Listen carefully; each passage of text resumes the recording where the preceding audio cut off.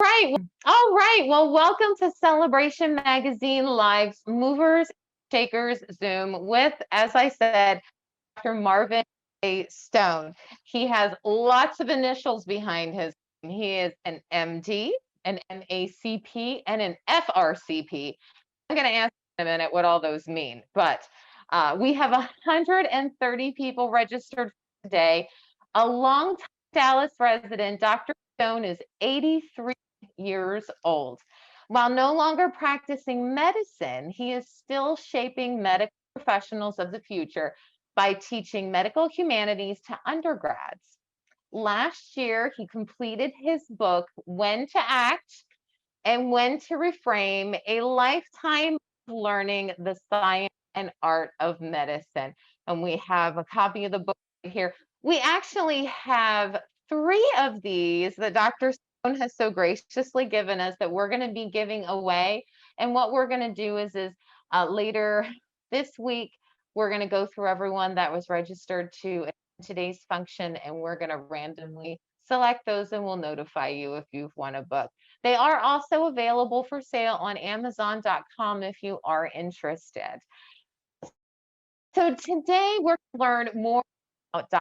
Stone and also discuss his medical memoir. Thank you so much for being with me, Dr. Stone. We really appreciate it. My pleasure. And I have to tell you, if you guys, you'll get to see the room in a little bit. The room that we're in is just beautiful, and we're so thankful that you have invited us into your home for this. So first things first, like I said, what do all the initials behind your name mean? Now, MD, of course, is medical doctor. The MAC for? He stands for Master of Physicians. Ah. That's the largest organization of internists and subspecialists in the country. Oh, wow. And so there are different levels. I was inducted as a master. Fantastic. And then what is the FRCP? FRCP stands for Fellow of the Royal College of Physicians of London. And I was, again, very honored to be inducted there last year. And just a little bit. And Just try to speak up a little bit. okay, and so that was an unexpected honor, and I very thankful of getting it. How neat. So did you get to travel over there? And Sure did. We went to London Mhm. In September of 2019, and there was a ceremony at the Royal College, which is in Regent's Park, Mhm. and we had a great time. My wife's son and his family had just moved to Scotland, Oh, wow. so we got to visit them in Scotland, and then we went to Ireland and to London. How nice. That's nice that that worked out that way. That's very interesting. Oh, what an honor. So we're going to go back to the beginning. When did you know that you wanted to be a medical doctor? And was there anything particular that may have happened that made you go, this is what I want to do? Yes, I think there was. In junior high, Mm-hmm. my mother had surgery Mm-hmm.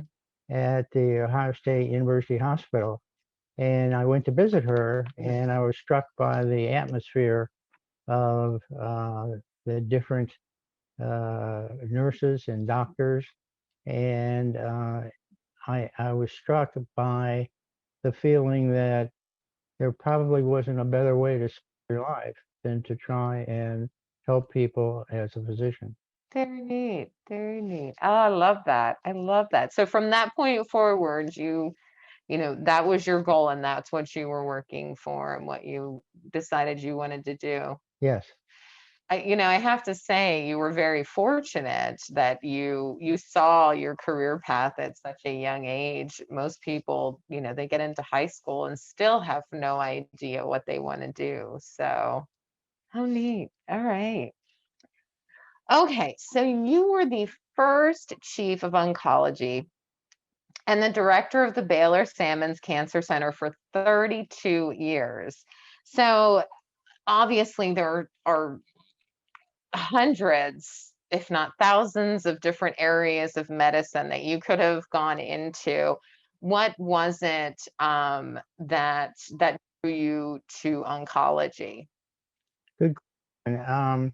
It was a circuitous route, but combination of getting maturity in terms of teaching and research, as well as patient care, and finally realizing that the challenges that hematology and oncology posed were the kind that I I wanted to tackle, Mhm. even though they were challenging, and even though the ability to do things for those patients at the beginning was not all that great. Right. And but by the time I left the National Institutes of Health and came to Dallas, Hmm. a lot had changed, and advances were made, Hmm. and were very exciting. And so that's what tipped me over. Yeah. So when you first got into oncology, then was it during the time where oncologists were mostly just providing comfort care? Uh, it was a little more um, medicine Mhm. um, established subspecialties in the early 70s. And it just worked out that I took the first hematology exam in 1972 Oh, wow. and the first medical oncology exam 1 year later, 1973. So from then on, they were recognized subspecialties, and a lot of advances were being made and have continued. Mhm. Mhm. Very neat. You know, oncology is such a fascinating thing to look at. Okay, so we're gonna see how dumb or smart I am right now. So as a hematology oncologist, okay, does that mean that your focus was mostly leukemias? Uh, in hematology, malignant diseases Hmm. include leukemias, Okay, but by and large, they're blood and bone marrow malignancies. gotcha. In Okay. oncology, uh, most of the uh, most of the diseases are what we call solid tumor, Hmm. like lung, breast, Right. colon. Right. Mhm. So they sprouted from each other, but they became separate subspecialties. Wonderful. Okay. Okay, so keeping confidentiality in mind, obviously, do you have any cases that you worked on in your career that maybe were out of extraordinary or really impacted you as a person? Anything that you would like to share? I mean, I'm sure in all the years that you've been practicing. There were very many. Hmm. The patients who have these diseases are constant inspiration Hmm. for those of us who try to do the best that we can Hmm. to apply advances Hmm. swiftly and and to try and m- make cures much more common. Hmm. And over the last 30 or 40 years, that's happened. Hmm. But it's still too too little for some patients. Right. And so we're constantly on the alert for further research advance, Mm-hmm. but a lot of progress has been made. Mm-hmm. And in the book, there's a chapter called Five Unusual Patients. Hmm. And that goes into what some of the things you're talking about.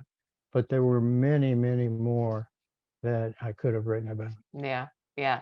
Tell us about one of those five unusual patients. Well, you mentioned leukemia. Mm-hmm. There was at that time, a young man, who was in his 30s, Mm-hmm. who presented with chronic leukemia. And uh, he received the standard therapy for those days. Mm-hmm. And for some reason that we never understood, his leukemia went away. Hmm. And it stayed away over the course of 30 years.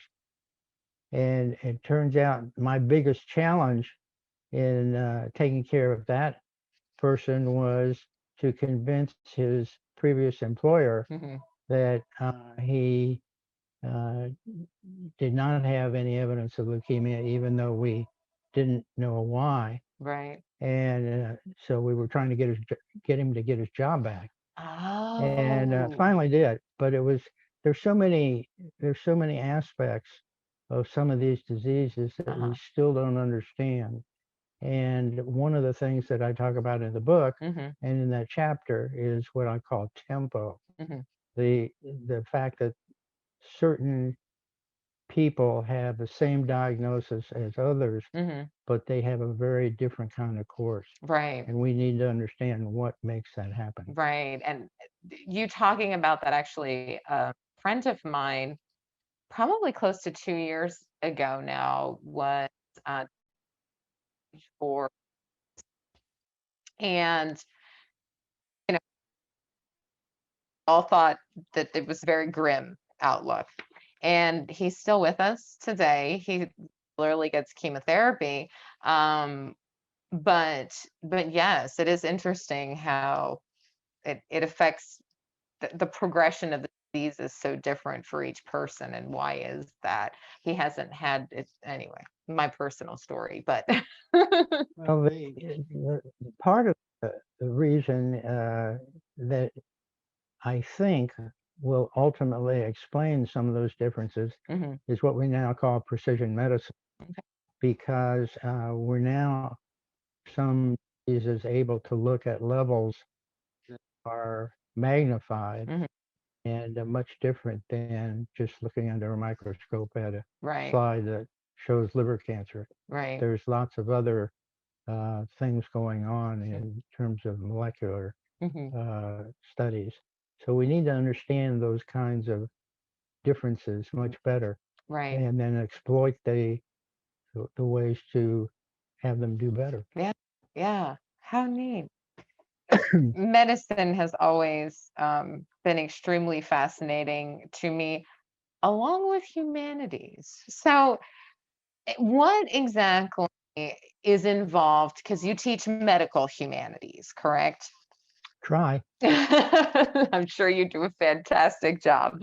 Um, so what is some of the subject matter and the things that you cover in a medical humanities class? Because I'm sure it's very different than if I go and take a humanities 101. Well, medical humanities is blended with medical history. Okay. They're part and parcel of the same Hmm. kind of uh,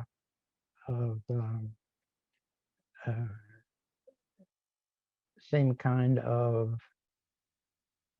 ways to get at uh, what we have in terms of medical. Um, well, I don't know exactly how to say it. Uh, Medical aspects of being ill, I Hmm. guess Hmm. that would be the best way to say it. And we started a medical humanities, medical history course at Baylor, where I was for a long time, Hmm. and then moved over to University of Texas at Dallas. Hmm. And I co-teach a course with the former dean of arts and humanities, who's a medieval scholar. Oh, neat. And so we have had, I guess, 8 years of classes for undergraduates, and the students are terrific. Yeah. And we have enjoyed it. They have enjoyed it. At least they say they've enjoyed it. And we're very enamored with trying to further that. It's been said by many people, including Mosler, that science and humanities are twin berries on the same stem. And that's true. That's true. You can't divorce one from the other. Right. Very neat. Okay. All right. So you mentioned William Mosler, and I know you mentioned him earlier when we were talking, but tell us more about him. William Mosler is known as the father of modern medicine. He was a Canadian who was born in the mid-19th century and died just about 100 years ago. And he developed a tremendous educational and clinical expertise that has survived to the present day and become and stays an inspiration to medical students and physicians. And so he is sort of the person who many people look up to, not the only person, but one of the famous physicians and educators. Fantastic. Very neat. Okay. So let's talk about the book. Okay. What well, first of all, take you to write.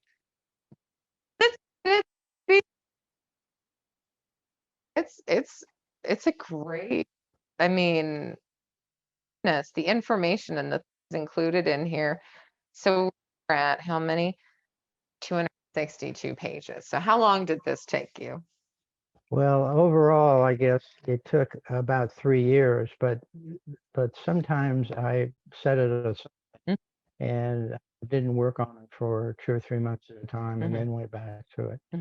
So I think that it was about 3 years. Okay. And this isn't so much a biography as it is your memoir from your medical career, correct? Yes. Okay. Very cool. So why did you decide to write this? Good question. I've asked me that many times. I think that the more I thought about how fortunate I've been in my career, the more I wanted to say something about the parade of role models, the wonderful experiences with teaching students who usually end up teaching you more than you teach them, and then the wonderful patients that I had experiences with. And one of the take homes experiences into it, the more I established or reestablished the kinds of relationships many years. And so I ended up talking to people who I hadn't heard from in many years. And that was a wonderful experience to reestablish those relationships. So there were a number of reasons. They're all fantastic reasons. I will admit I have not read it yet. I have paged through it a little bit, and it really is. I mean, there's pictures out. There's it's not dry by any shape or form. So I'm looking forward to reading it. Especially with my background, which I told you about. Right. Well, I hope you enjoy it. Um, so, what is your, you have to have a favorite part or a favorite section of the book. Was there, an area of the book that you really just were like, this is the section. This you were excited to write it. You were really proud of it. Is there any particular area that really just, stands out to you?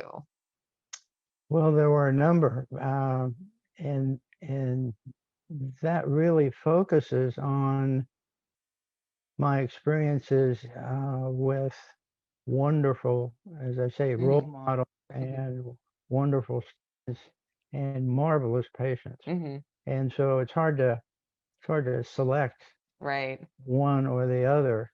They're all part and parcel of The big picture, the right? right. And it's just been a marvelous career. I often thought that trying to teach and do research as well as patient care was perhaps not realistic.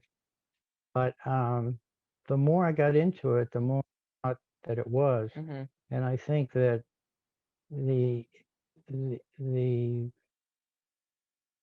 way that teaching and research come back to um, develop your patient care expertise Hmm. um, means that you're a better doctor. Hmm. So at least I hope that was the case. I agree. And as you're speaking, it's so wonderful to hear you speak so fondly of caring for your patients and how your patients have touched you.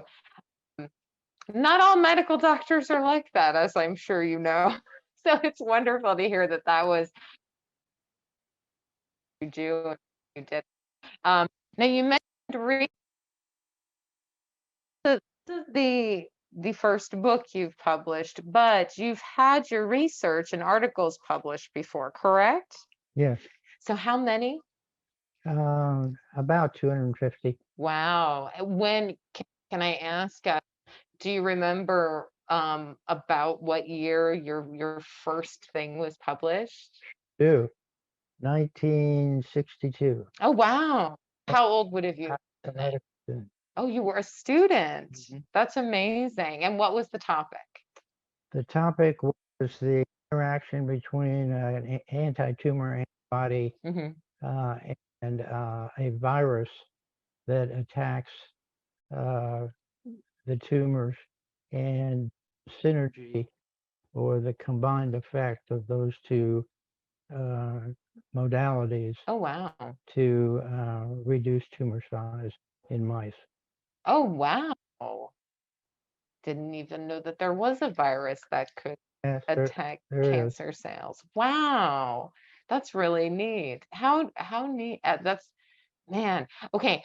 So what do you see as crowning achievement? What is the accomplishment, whether it be personal or career in your life that you're most proud of? Uh, I'm not sure how to answer that because there have been too many wonderful experiences and so many ways that I've learned from many role models Hmm. in very different kinds of medicine. Hmm. Uh, there was for instance, a person whose name was Jimmy Holland, Hmm. who was the founder of psycho-oncology. She was a psychiatrist at Memorial Sloan Kettering, Hmm. and made um, she made a specialty out of taking care of cancer patients from the psychiatric standpoint. Hmm. We had a lucky break with Jimmy because she was from Texas Hmm. and she was from Royce City. Hmm. And so we used to lure her down here to give talks, and she could see her relatives. Hmm.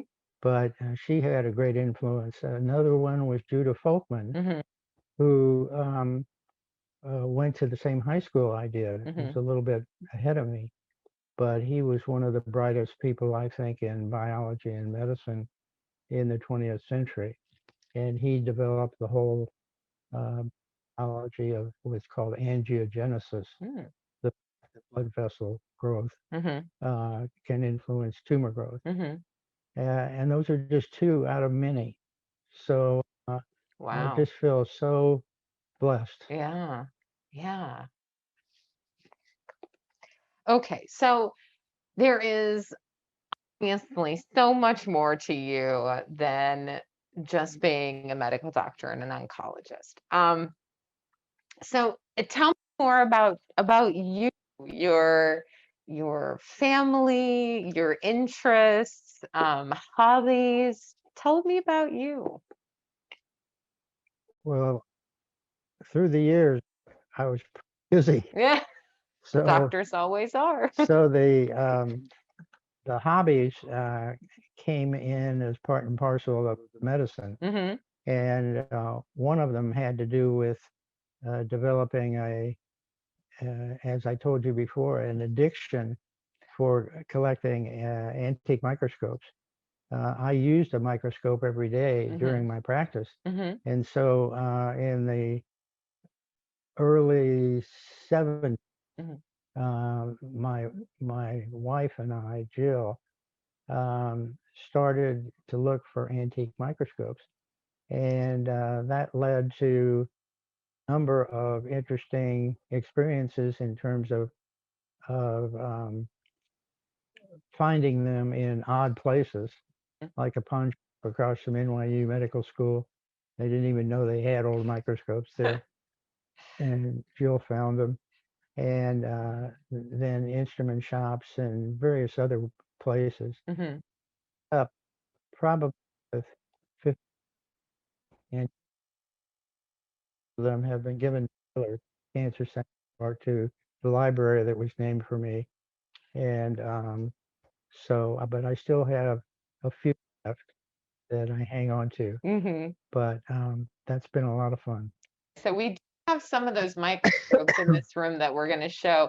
While Stanley slowly moves the camera in that direction so you can see them, I love how casually you mentioned you have a library named after you at Baylor. Now that's an accomplishment. That's a thing. It's very a patient and her family were responsible for that, Oh, and it was wonderful. oh, how neat. So I'm going to get up here. And so before we started today, I asked which was the oldest microscope in his collection. And it's this one right here in the middle, this gold one. So when did you say that is from? That's an English microscope that was manufactured in 1847. Wow. So I mean, 26 years shy of being 200 years old. Right. Wow. And then this one, uh, all of the microscopes that you see here, and there's some over here too, they are antiques, except for this one. And this was the one that you used at med school, correct? Right. Yeah, that was mine. So that's only 50 years old. Hmm. That's great. So that actually kind of brings up an interesting question. So, um, way back when, not that way back when, 20 years ago, when I was in college, um, everything was the school's property. Okay. So you actually had to purchase your own microscope, purchase all of your items for your classes and your Hmm. labs and all of that. It varied. Okay. Um, at the University of Chicago, where I was in medical school, Hmm. they had microscopes and other uh, apparatuses Hmm. that were available for the students up to a point, Okay. but not for everybody. There were some of my friends at other medical schools that had to buy their microscopes Hmm. and their other materials. So it just varied according to, I guess, the endowment of the To school. where you went. Yeah. Okay. Very neat. All right. Now I had a little bird tell me that you really enjoy traveling. Where is your favorite place that you have been? I know that's always a hard one. Well, it's a hard one these days because of the COVID Right? problem. We're not going anywhere We're right not now. going anywhere. I hope we'll go somewhere, but uh, my second wife um, and I have been married. I think I told you 10 years, Hmm. and we had a number of wonderful trips, especially cruises. We like cruises, Mm-hmm. and we went to Venice Mm. and Barcelona, Mm-hmm. and then the trip to London that I told you about. Mm-hmm. So we've had some wonderful, wonderful trips, and I hope we'll have some more. I agree. I agree. I'm ready to go. I'm Yep, so ready to yep. go. Okay. Um, so I mean, I think at this point I have one last question and then we'll see if there's any questions from everyone in the Zoom.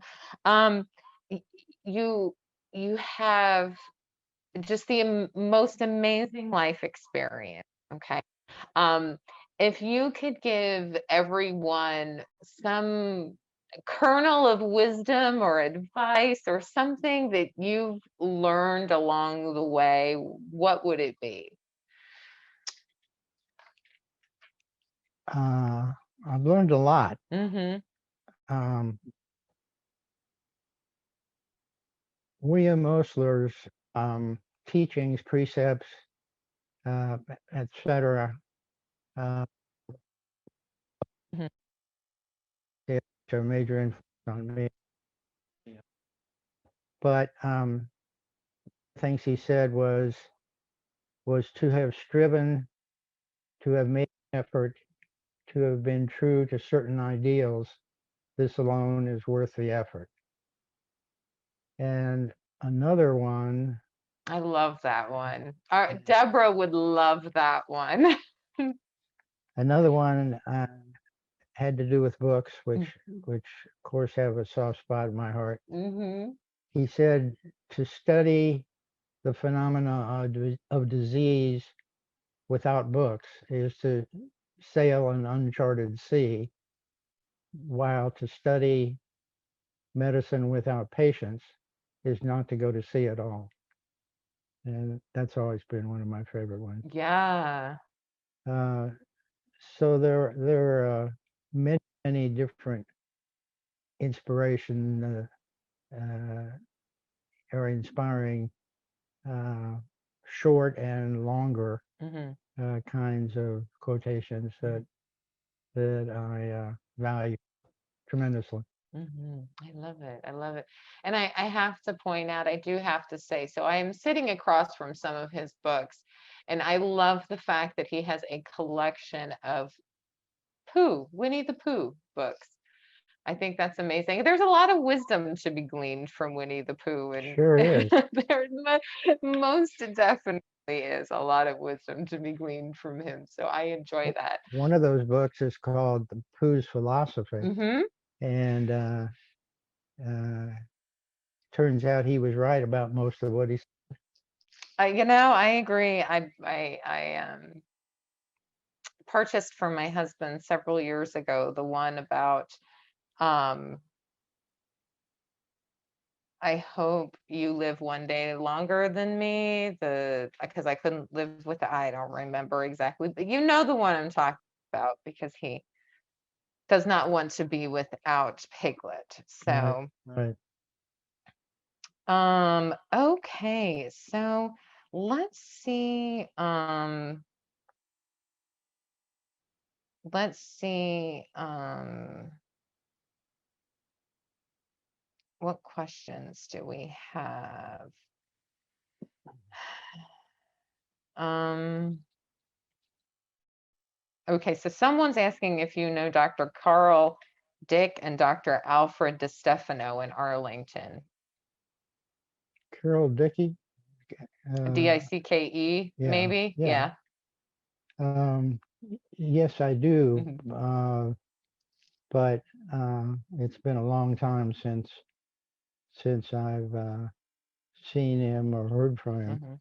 Uh, but he's a very talented oncologist Mhm. and transplanter. Mhm. So Roseanne actually asked a really good question, and she said, "Why did you choose the title for your book, When to Act and When to Refrain?" Um,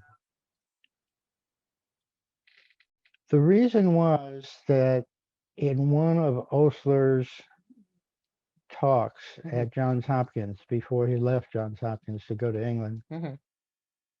he talked about training students, and he talked about learning diseases in live patients. Mhm. And one of the ways he brought that home was he said they learn when to act and when to refrain. And so I kind of jumped on that because there are so many instances as a physician where it's very important to act Mhm. aggressively sometimes Mhm. if you're going to affect the patient's outcome in a advantageous way. There are other situations where it's probably not best to do that, at least at the beginning of the relationship. Mhm. And so learning when to act and when to refrain is a key part of what doctors do. Yeah.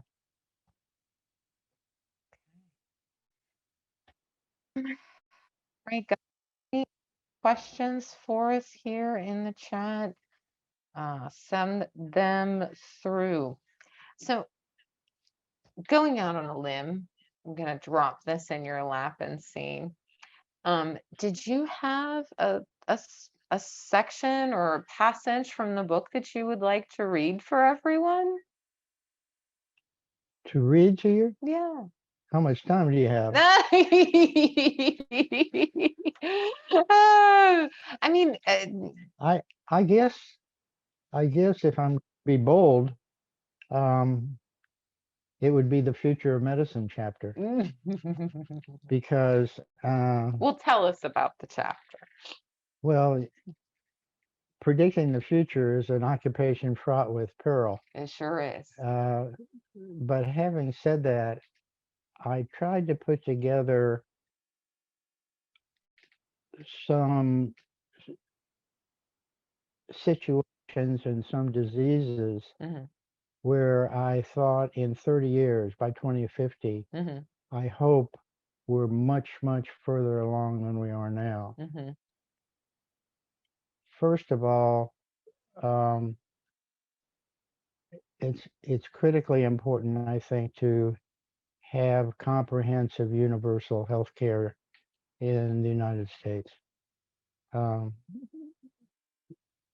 medical care is a right, Mhm. and to me, that's top priority. Mhm. In terms of education, I'd like to see student debt eliminated. Mhm. I think it's very important to do that. Parenthetically, I should tell you that I had a scholarship in medical school Mm. almost all the way through, Oh, wow. and I can't tell you how important that was Mhm. in terms of letting me concentrate on learning Mhm. the things that medical students should learn. Mhm. And then in terms of research, um, I think that although I'm very partial to hematology and oncology for the Mhm. reasons we've said, Mhm. but I think Alzheimer's disease is the biggest challenge we're going to face Mhm. in the next 30 years. Mhm. And right now we can't diagnose it very well, we Mhm. can't treat it very well, Mhm. and yet it's increasing an enormous way in terms of frequency. Mhm. So we really need to try and make major inroads in Alzheimer's. Well, and there's really been recently, especially when you're dealing with Alzheimer's disease, there's been no advancements in medication. They're still only able to treat the symptoms and not the disease. Um, I started working when I started in this industry. I started at memory care communities, Hmm. and they were giving Namenda and Aricept, and that's still what they're giving today. 12, 13 years later, there's been no change. So I am 100% in agreement with you on that. So, yeah. The other thing that I think we need to develop much further is what's called gene editing. Mhm. And I think that offers the promise of cures for diseases Mhm. that heretofore were never possible, Right. like sickle cell anemia or thalassemia. Mhm. There's a scientist at UT Southwestern Mhm. whose name is Eric Olson, who's done some really important groundwork in muscular dystrophy Mm.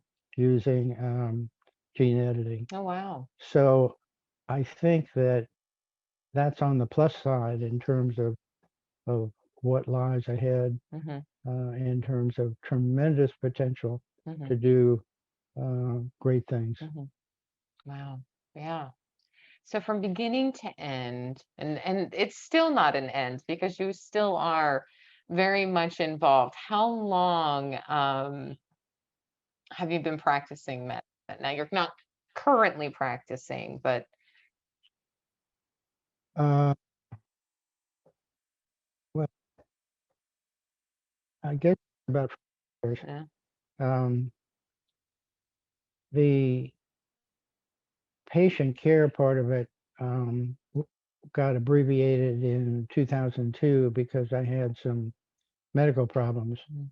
and so I had to stop Mhm. most of my patient care. Not Mhm. all of it, but most of it. Mhm. I still did teaching Mhm. of students and Mhm. so forth, Mhm. and I miss my patients. Yeah. But there's nothing that's not what I would have given up first if I Yeah. had the choice. But you don't always have the choice. Mm-mm. Mm-mm. You don't. You don't. But now, the positive is you're definitely, if I want anyone helping to shape the medical professionals of the future after visiting with you, I'm glad that you're doing it. So we definitely need some big hearts like you. So that, yes. So thank you for that. Well, uh, it's been a wonderful a wonderful epic type of experience that I've been so lucky to be part of, and I'd like to continue to be part of it and to learn from students as uh, I have for all those other years. Hmm. Hmm. It's been great. Wonderful. Well, it has been great. And I think I don't see any other questions that came through. So I think at that, I'm going to say thank you so much for sitting and talking with me today and letting our friends in Zoom see everything going on. We really appreciate your time. I do look forward, especially now that we have met, I do look forward to reading this. So you will hear from me. I'll let you know what I think. Okay, good. I'd like to hear. Wonderful. Well, Dr. Stone, thank you very much. Everyone out in Zoom, thank you so much for joining us today. We really appreciate it. Have a wonderful weekend, and we'll see you next Tuesday.